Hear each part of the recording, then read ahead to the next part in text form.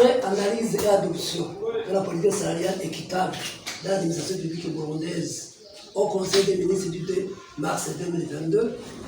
la Fédération concessionnaire voudrait apporter son appréciation face à cette décision. La dite fédération se réjouit de la position tranche prise par le gouvernement entre les valeurs du point emploi afin d'éviter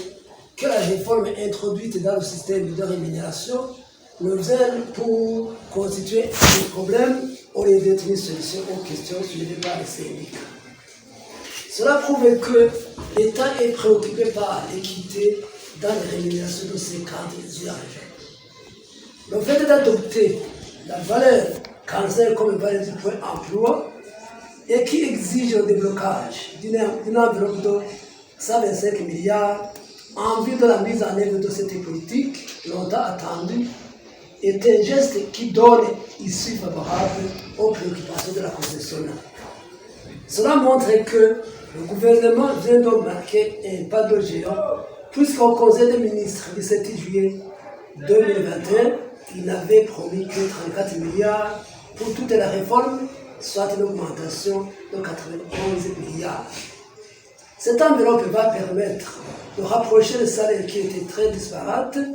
et d'éviter de revoir à la baisse les salaires déjà atteints si c'était la valeur 28 qui était prise en compte. Cette mesure permettra aussi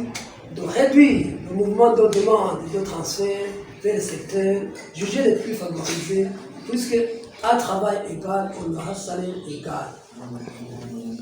Cependant, malgré le choix judiciaire qui allait donner espoir à une solution aux revendications des travailleurs, surtout les enseignants, force est de constater que la période adoptée par le Conseil des ministres pour la mise en application de cette mesure est trop longue et n'apporte pas une solution à la hauteur des attentes des fonctionnaires. De plus, le gel des annales a eu un impact négatif sur l'évolution de la carrière, alors que les ordonnances conjointes des ministres des Finances et de la fonction publique sur l'ajustement salarial ne faisaient pas mention du gel de cette carrière. En effet,